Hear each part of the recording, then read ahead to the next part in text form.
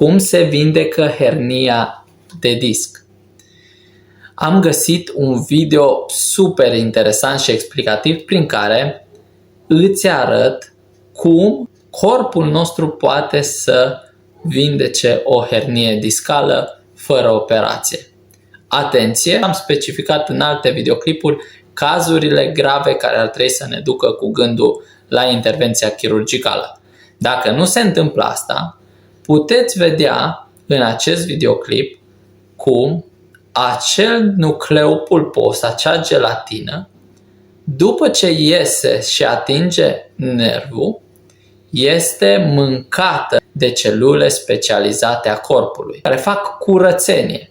Acea hernie de disc, corpul are capacitatea să o curățe. Scrie-mi în comentarii dacă și tu știai cum se vindecă și care este mecanismul de vindecare a unei hernii discale.